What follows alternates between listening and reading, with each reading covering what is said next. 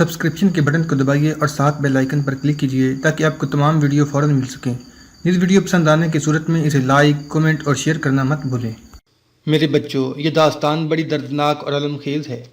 گو اس کی دکھ بڑی تفصیل بتانا میرے بس کی بات نہیں، لیکن میں اختصار کے ساتھ اس بغاوت پر روشنی ڈالنے کی کوشش کروں گا جو البشارات کے کوہستانی سلسلے کے مسلم قبائل نے غرناطہ کی حکومت کے خلاف کھڑی کی تھی۔ میرے بچوں، یوں تو غرناطہ کے آخری مسلمان حکمران سلطان ابو عبداللہ کے دور ہی میں مسلمانوں کی بدنصیبی کی ابتدا ہو چکی تھی، لیکن جب ابو عبداللہ نے لگاتار محاصرے سے تنگ آ کر کچھ شرائط کے بدلے شہر نصرانیوں کے حوالے کیا تو مسلمانوں کے لیے یہ واقعہ مسلسل مصائب اور ابتلا کا پیش خیمہ بن گیا تھا۔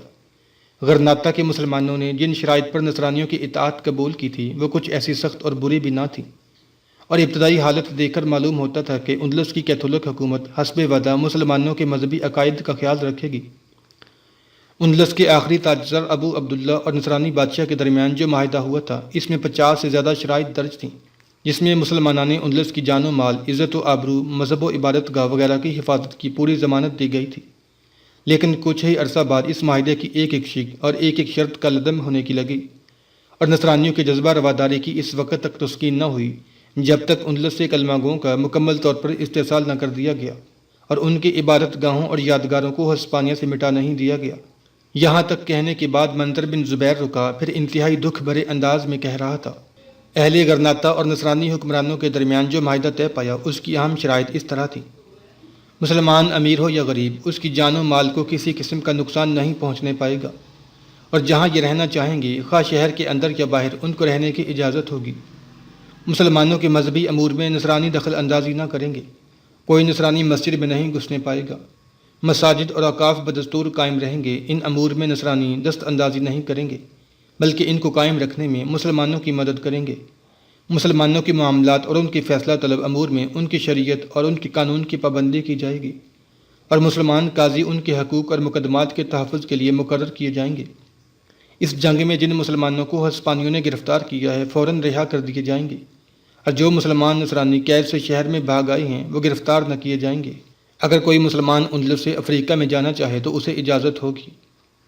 جو نصرانی مسلمان ہو گئے ہیں وہ اسلام ترک کرنے پر مجبور نہ کیے جائیں گے۔ اگر کوئی مسلمان عیسائی ہونا چاہے اور رضامندی سے خود اپنا مذہب تبدیل کرنا چاہے تو اسے ایسا کرنے کی اجازت ہوگی۔ اس جنگ میں جو مال غنیمت مسلمانوں کے ہاتھوں آیا ہے وہ بدستور انہی کے قبضے میں رہے گا۔ مسلمانوں کے گھروں پر عیسائی سپہ مقرر نہیں کی جائے گی، مسلمانوں پر کوئی نیا ٹیکس نہیں لگایا جائے گا۔ میرے بچوں، یہ شرائط تو بہت اچھی تھیں، اور ان دنوں یہ ہسپانیہ کا آرک بشپ یعنی بڑا مذہبی افسر نیک طبع اور آزاد منش تھا، کسی کو جبراً عیسائی بنانے کے حق میں نہ تھا، مسلمانوں کے حقوق کی دل سے قدر کرتا تھا۔ لیکن مسلمانوں کی بدقسمتی کے جلد ہی ایک انتہائی ظالم شخص کو آرک بشپ کی مدد کے لیے بھیجا گیا۔ اس شخص کو آشتی اور امن سے کوئی لگاؤ نہ تھا، مسلمانوں کے خلاف جنگ کرنے کا بڑا شائق تھا، اور اس اقدام سے جو مسلمانوں کے خلاف ہوا ان میں بڑا سرگرم رہتا تھا۔ اس ظالم بھیڑیے کا نام زمینس تھا۔ اس ظالم بھیڑیے نے ہسپانیہ کے حکمرانوں کو اس بات پر آمادہ کر لیا کہ جو شرائط مسلمانوں کے ساتھ طے ہوئی تھیں انہیں پس پشت ڈال کر مسلمانوں کو زبردستی نصرانی بنایا جائے، اور اگر کوئی ایسا نہ کرے تو اسے شدید عقوبت دی جائے۔ ہسپانیہ کے مسلمانوں کو جبراً عیسائی بنانے اور قابو میں لانے کی ابتدائی کوشش ناکام ہوئی۔ دیندار مسلمانوں نے ان کوششوں کو نفرت کی نظر سے دیکھا، اور اس جرم میں بہت سے لوگ باغی جان کر نصرانی حکومت نے گرفتار بھی کیے۔ کہتے ہیں اس جرم میں ایک عورت بھی گرفتار ہوئی۔ جب اس کو جبراً قید خانے میں لے جانے لگے تو شہر کے ایک حصے کے باشندے جو مسلمان تھے اس عورت کو زبردستی چھڑا کر لے گئے۔ اس ہنگامے سے تمام غرناطہ میں ایک شور اور بغاوت کا سماں برپا ہو گیا، اور ہر کوچے اور بازار میں تلواریں چل گئیں۔ ان حالات کو دیکھتے ہوئے بشپ کا وہ نائب برہم ہوا، وہ مسلمانوں کی قتل عام پر تل گیا۔ لیکن رحم دل آرک بشپ نے ایسا نہیں کیا، بلکہ اس نے تسلی اور دلاسا دیتے ہوئے مسلمانوں کو اور ان کے جذبات کو ٹھنڈا کر دیا۔ لیکن وہ خونی نائب ایسا شخص نہ تھا کہ اپنی ناکامی کو آسانی سے تسلیم کر لیتا۔ چنانچہ ہسپانیہ کے نصرانی حکمران سے ملا اور اس سے یہ حکم صادر کروایا کہ تمام مسلمان ہسپانیہ سے جلا وطن ہو جائیں یا نصرانیت قبول کر لیں۔ مسلمانوں کو یہ بھی یاد دلایا گیا کہ تمہارے آباء و اجداد عیسائی تھے، لہٰذا خاندانی سلسلہ سے تم بھی عیسائی ہو، بس چاہیے کہ عیسائی مذہب کی اصول اختیار کرو۔ اس کے علاوہ مسجدوں کو جبراً بند کرنے کا سلسلہ شروع کر دیا گیا، اور مسلمانوں کی لاکھوں کتابیں جو مسلمانوں کا عمر بھر کا علمی سرمایہ تھا غرناطہ میں ایک جگہ جمع کر کے جلا کر خاکستر کر دی گئیں۔ نصرانیوں کے اس سلوک کی وجہ سے غرناطہ ہی نہیں بلکہ البشارات میں بھی بغاوت اٹھ کھڑی ہوئی۔ نصرانی حکومت نے غرناطہ سے اٹھنے والی بغاوت کو کسی نہ کسی طرح دبا دیا، لیکن البشارات پر قابو نہ پا سکے۔ آخر البشارات کے مسلمانوں کو دبانے کے لیے نصرانی حکومت نے اپنے ایک سب سے بڑے سنگدل اور خونخوار سالار آگیلار کو مقرر کیا۔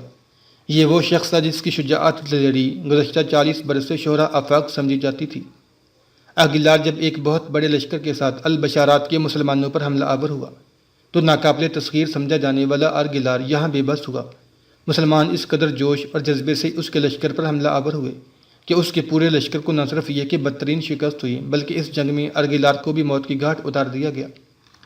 نصرانی جہاں آگیلار کو بہت بڑا شجاع اور دلیر سمجھتی تھی، وہاں اس سے بھی بہت محبت کرتی تھی۔ چنانچہ اس کی موت سے نصرانی بڑے مایوس ہوئے۔ اس موقع پر ایک نصرانی شاعر نے آگیلار کی اس شکست اور موت پر نظم بھی لکھی۔ یہ نظم مجھے کبھی زبانیں یاد تھی، بہرحال میں تمہارے سامنے اسے مختصراً انداز میں پیش کرتا ہوں۔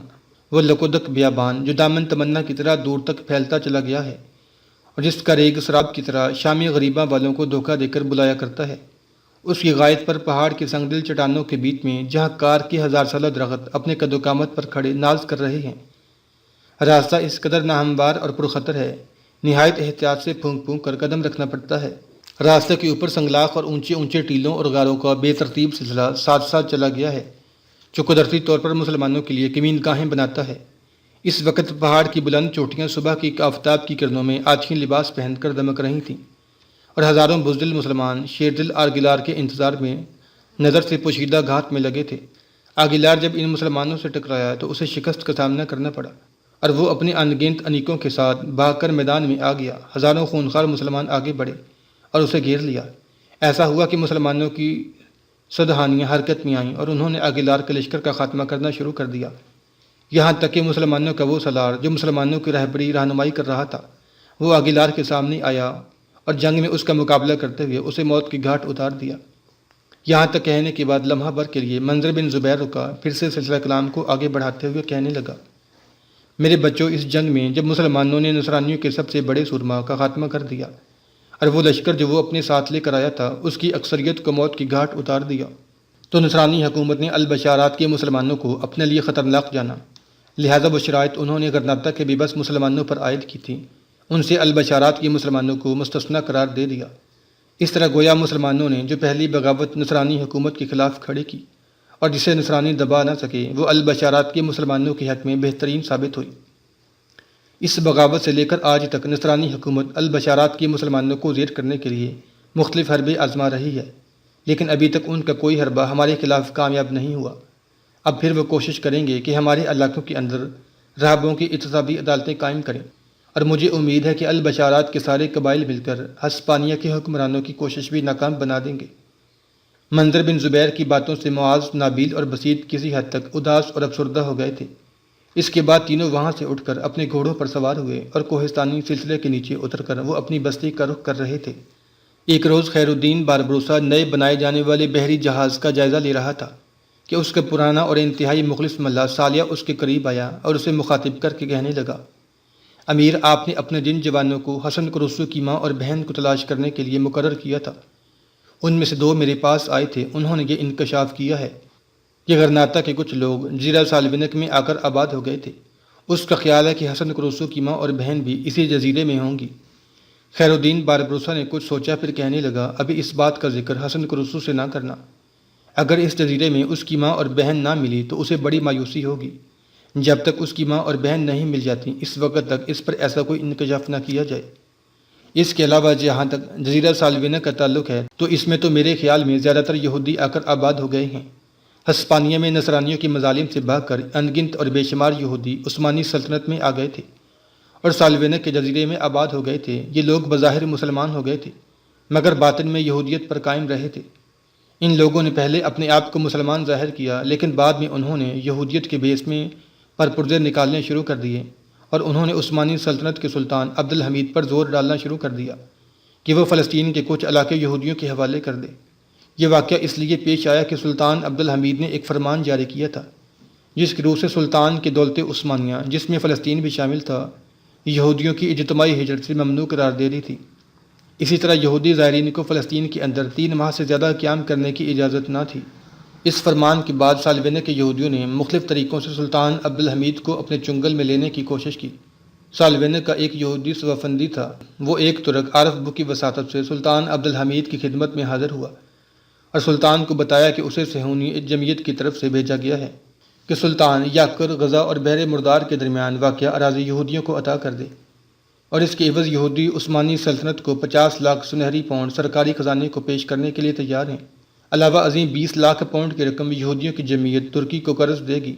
اس قرض کی واپسی کی مدت بھی حکومت خود ہی متعین کرے گی اور اس پر سود بھی نہ لیا جائے گا۔ یہودیوں کی یہ بات سن کر سلطان عبدالحمید غضبناک ہو گیا اور اس نے یہودیوں کو اپنے دربار سے دھکیلے کر نکال دیا تھا۔ دوسری مرتبہ اسی جزیرے کے یہودیوں میں سے ایک شخص ہرتزل نے سلطان کے پاس پہلے جیسا پیغام بھجوایا۔ اس دفعہ جو سلطان نے جواب دیا وہ قابل تعریف تھا۔ سلطان نے یہودیوں کو مخاطب کر کے کہا، ہرتزل کو سمجھا دیا جائے کہ وہ اس معاملے میں کوئی سنجیدہ قدم اٹھانے سے گریز کرے۔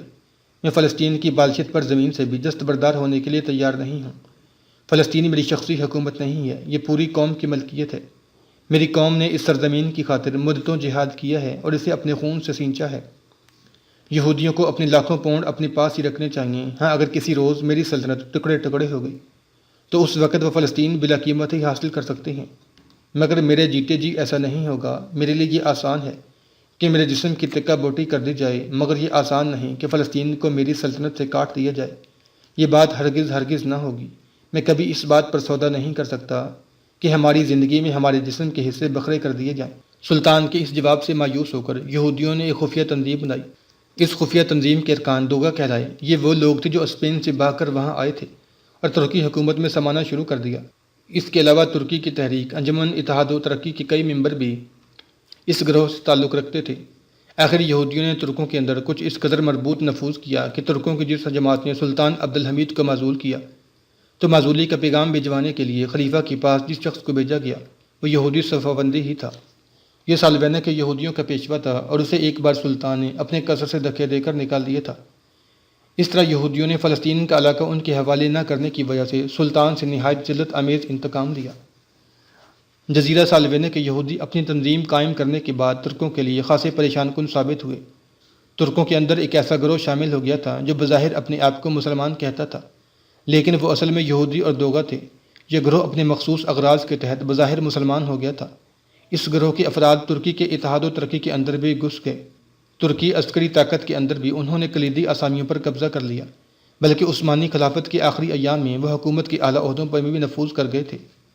سالوینہ کے ان یہودیوں کا اصل مقصد ترکی کے 3 بہترین صوبوں پر قبضہ کر کے یہودیوں کی طاقت و سلطنت قائم کرنا تھا، جسے وہ ولایات ثلاثہ کا نام دیتے تھے۔ ان 3 صوبوں میں پہلا سلانیک، دوسرا مفاستر اور تیسرا کوسوو تھا۔ ترکوں کے اندر قومیت کے جراثیم بھی اسی یہودی گروہ نے پھیلائے تھے۔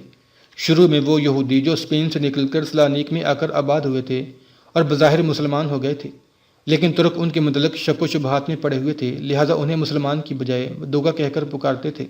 اور جب سلانیک یہودیوں کی مسلم دشمنی ترکی کے لوگوں پر عیاں ہو گئی تب انہوں نے انہیں مرتد کہنا شروع کر دیا۔ ترکوں اور عربوں کے درمیان نفرت پھیلانے والے بھی یہی لوگ تھے۔ شام اور لبنان کے اندر جن ترکوں نے عربوں کے ساتھ تشدد کیا ان کا تعلق اسی گروہ سے تھا، اور وہ عربوں کو ترکوں سے متنفر کرنے کے لیے ہر حربہ اختیار کرتے تھے۔ شام کا آخری ترکی گورنر جمال پاشا اسی گروہ سے تعلق رکھتا تھا اور اس نے دمشق کے چوراہے میں شامی لیڈروں کو پھانسیاں دینی شروع کر دی تھیں۔ اس شخص کا تعلق یہودیوں کی تنظیم دوغا سے تھا اور شامی عربوں پر مظالم ڈھانے سے اس کا اصل مقصد یہ تھا کہ عرب ترکوں سے متنفر ہو جائیں۔ یہودیوں کی اسی تنظیم نے نہ صرف ترکوں کو عربوں سے بلکہ عربی زبان سے بھی انتہائی دور کر دیا، بلکہ اسی تحریک سے ترکوں کے ماضی کو بھی داغدار کیا۔ اس کے بعد آنے والے دور میں ترک مسلمان ان یہودیوں سے محتاط ہو گئے، انہیں مرتد کہتے تھے، اور اگر کسی شخص کے بارے میں بھی یہ کہہ دیا جاتا تھا کہ یہ سلانیک جزیرے کا رہنے والا ہے تو ترکوں کے کان کھڑے ہو جاتے تھے۔ یہودیوں کی اسی تنظیم نے ترکوں کی اخلاقی زندگی کو بھی تباہی کے کنارے لا کھڑا کیا تھا۔ انہی یہودیوں نے جن کا تعلق دوغا سے تھا اور جو ہسپانیہ سے ہجرت کر کے سلانیک کے علاقے میں آباد ہو گئے تھے، خلیج گولڈن بار کے ساحل پر لگ بھگ 20 سے زیادہ نہانے کے اڈے بنائے جو سال بھر رنگا رنگ تفریحی سرگرمیوں میں مصروف رہتے تھے، اور 25 سے زائد عمارتیں بنوائیں اور جو ساحل کے ساتھ ساتھ پھیلی ہوئی سبز پوش پہاڑیوں اور چوٹیوں پر قائم تھیں۔ دنیا بھر کے سیاح یہاں ٹوٹ پڑتے تھے اور سیاحت کے پردے میں عشرت و نشاط کی دل کھول کر داد دی جاتی تھی۔ مشرق کے شہروں میں بیروت اور سکندریہ اسی سیاحت نے تباہ و برباد کیا تھا، اور یہی کھیل یہودیوں نے استنبول میں بھی کھیلنا شروع کیا۔ استنبول کا علاقہ بیکولو سب سے زیادہ خوشنما علاقہ تھا۔ اسی علاقے میں یہودیوں نے سرمایہ خرچ کر کے جگہ جگہ نشاط گاہیں تعمیر کیں۔ یہاں عورتوں کی گہما گہمی رہتی تھی۔ اس گہما گہمی کی وجہ سے اس علاقے میں نشاط گاہوں کی کثرت تھی، اور پھر سب سے بڑی بات کہ انہیں یہودیوں نے ترک عورتوں کو منی سکرٹ پہنانا سکھا دیا۔ ترکی میں بلا کی سردی پڑتی تھی۔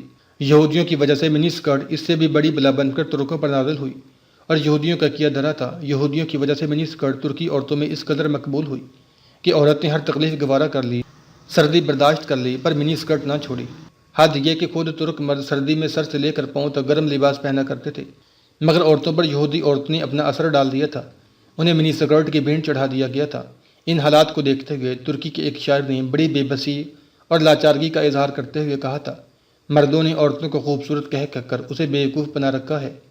بہرحال خیر الدین باربروسا نے اپنے ملا سالیہ کو تاکید کر دی کہ فی الحال حسن کرسو پر یہ ظاہر نہ کیا جائے کہ غرناطہ میں جس علاقے سے اس کا تعلق ہے وہاں کے لوگ زیادہ تر جزیرہ سلانیک سے آباد ہو گئے ہیں۔ خیر الدین باربروسا چاہتا تھا کہ جب تک حسن کی ماں اور بہن مل نہ جائیں اس وقت تک اسے کسی ایسی امید میں مبتلا نہ کیا جائے جو بعد میں غلط ثابت ہو اور اس کی دل شکنی ہو۔ اس گفتگو کے بعد خیر الدین باربروسا سالیہ کے ساتھ نئے تعمیر ہونے والے بحری بیڑے کا جائزہ لینے لگا تھا۔